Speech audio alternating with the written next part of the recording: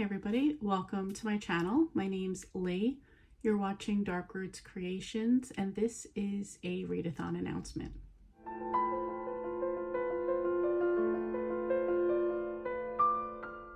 So this readathon is Nora November. This is a Nora Roberts readathon.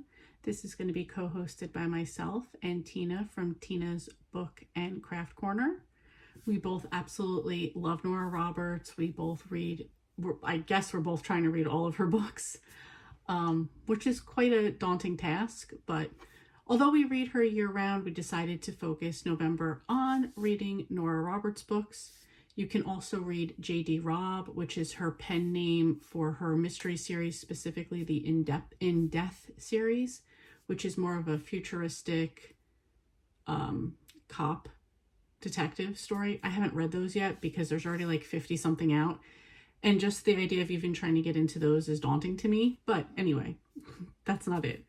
So pretty much the readathon is going to be very simple.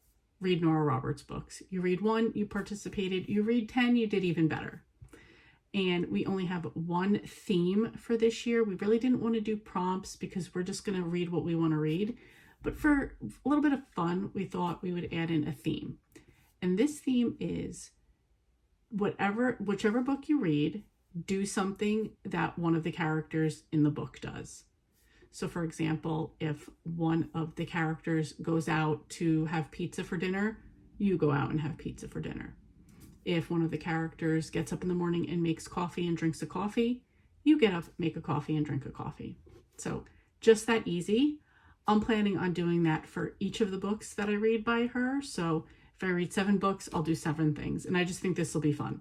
It could be something very simple. Walk out their door, lock the door, whatever it is.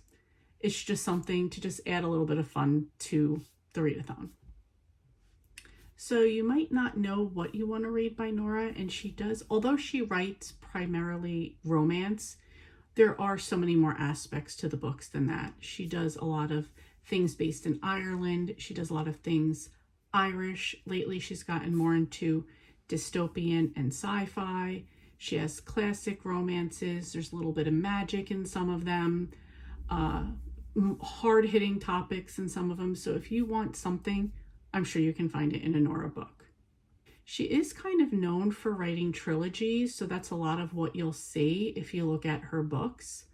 And there is a 3rd book in a trilogy coming out in November. It's actually coming out on November 18th. This is in the Lost Bride trilogy. So the first book is The Inheritance.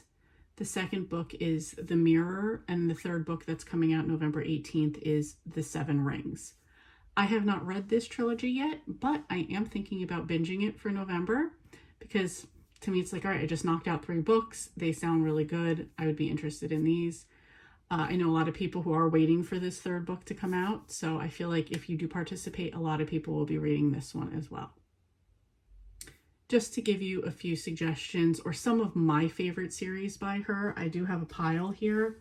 So this first one is the 3 Sisters Island trilogy. The first one is Dance Upon the Air. This is about 3 women. It's got a witchy vibe to it on an island in New England and facing their past, facing an ancient past, and then their future that's going on right now. Really love this series, especially the first book. Then another witchy series that I love by her is the Cousin O'Dwyer trilogy. The first book is The Dark Witch. I absolutely love the covers of these. This is Shadow Spell, the second one. And the 3rd one is Blood Magic. What I also like is that it always says on here which book number it is, which is super helpful. So again, this is another witch series that takes place in Ireland. A cousin comes from America and starts to live her life there with her cousins. Really, really enjoyed that one. And another series, another trilogy by her I love is the In Boonesborough trilogy. So this is The Next Always, The Last Boyfriend, and then A Perfect Hope. And in this one, this focuses on the Montgomery brothers who do construction. They are helping to work on reconstructing an inn. The inn has a theme for each room. It is based on famous couples from the past, such as Romeo and Juliet. So the women in the book wind up designing the room. The Montgomery brothers wind up restoring it. Absolutely love these brothers in this series. This is also based on real life for Nora Roberts, because she actually owns the Inn Boonesboro, or the Boonesboro Inn in Boonesboro, Maryland. That's where she grew up. There's also a bookstore that her husband runs that she often is at. So if you were kind of in that area, this is kind of like true Nora Roberts. I still always tell my sister we are going to go on a sister's trip, stay in the inn, go to the bookstore. She'll just let me geek out for a little bit, and it'd be appreciated because I'd really love to do this. If you wanted to get into a series, I would absolutely recommend the McGregor series. This crosses over many decades from the beginning of the books to current time, but they mostly focus on Daniel McGregor, who is the patriarch of the family, who doesn't mind meddling in his children and relatives' business, but he is determined to find the perfect match for everyone in his family because he has found the love of his life and he wants that happiness for everyone. So again, it goes back from like, I don't even know what times you would call them, but like back in Scotland times of war there up into like modern times in the US, and it goes even into a couple other relatives and a neighbor. So you will definitely get your fill of Daniel McGregor in these books. I'm just going to give a few other suggestions just in case you've never read Nora, or you've read a few but you don't know where else you want to go with them. I would recommend Shelter in Place. This was about a shooting at a mall and a woman who survived it. She does healing through like her art and finding peace through that. But then as time goes on, she finds out that the past isn't quite in the past anymore, and she's going to have to face the situation of the shooting in current times. There was also Chasing Fire. This was about a female smoke jumper who loses her partner and then really has to like lock in on her team. There's a sabotage that goes on. And this was such a serious and intense book because of the smoke jumpers and the fires. And that just brought this like total action to it that I really enjoyed, and is much different than some of these other ones that are a little bit more traditional romance. There's also Whiskey Beach, and this is about a guy named Eli who his life starts to unravel. He's accused of murdering his ex-wife. He winds up going to live away from everything for a while, and he meets this woman who's like, I just remember thinking she was like the all-around like perfect woman. She could do it all, and she has her own past too, but together they kind of heal together and kind of confront things and still have to deal with things that are currently going on. But I remember that being a really good one, and the girl being a really great character. And a little bit more modern ones was Hideaway. This is about a girl who she's like a Hollywood heiress, and she's kidnapped as a child, and she's she comes back or whatever, and she's staying at like her family's ranch in California, and it's very they're just trying to protect her too much because things from her past just keep surfacing. She's never seems like she's out of danger, and Hideaway is the name of the book, so I don't want to give anything else away, but that's just like the start of what this book is about. It's so good.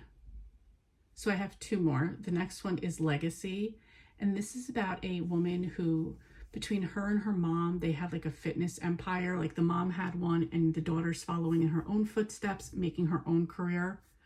But along the way, her whole life, she's had this stalker that's been writing her letters, and it just never goes away. And no matter what she does, he just finds her, and really just having to deal with it. I thought this was a really good one, and yeah, definitely worth the read. And the last one, and such a good, these are all 5 stars that I'm recommending, but such a good one, is Mind Games. This is about a girl who, she has psychic abilities, and as a child, she witnesses a brutal murder, and psychically she sees everything. So she's able to give the cops all this information, put the man behind bars, She tries to use her psychic abilities as she grows up. She tries to use them for good and to help people. However, you know what, I'm going to say this part because this doesn't give anything away. It just adds to it. The person that she put away for the murder also has the same psychic abilities. And they really do play mind games with each other over time. When one is feeling a little bit vulnerable, the other one can get in their head and really mess with them. This goes on, and that is really, the mind games is really like the part of the book that will just really stay with you. Like it's just so good. It was just so good for like the back and forth and how they really get into each other's heads. So yeah, that's probably one of my favorites by her. So as you can see, all of those have like a little bit of a different like action, adventure, psychic, witchy, romance. So you can be like all over the place with these and find something that you really like. Those just happen to be some of my favorites, whether they're the favorite physicals I have, the McGregor series, a couple of the other ones I mentioned were standalones if you don't want to like get invested in a trilogy. So that's it. Come join Tina and I for November. Read some Nora Roberts, some J.D. Robb. Just get lost in a great story. I'm also going to have some other things linked below as far as like TBR or wrap up things if you want to be able to post your stuff later on. Tina did a great job on all the graphics for this readathon, so thank you, Tina, for that. I will also put her channel down below so you can go check her out. Right now, she's been doing a lot of live shows, not necessarily making videos, but maybe we can encourage her to make some at least for November. And yeah, that's it. Thank you so much for watching, and I will talk to you soon. Hey, thank you so much for watching. Your support means a lot to me, and I love connecting with our amazing community. If you enjoy my content, please like and subscribe to stay updated with my latest videos. Thanks again, and I'll see you next time.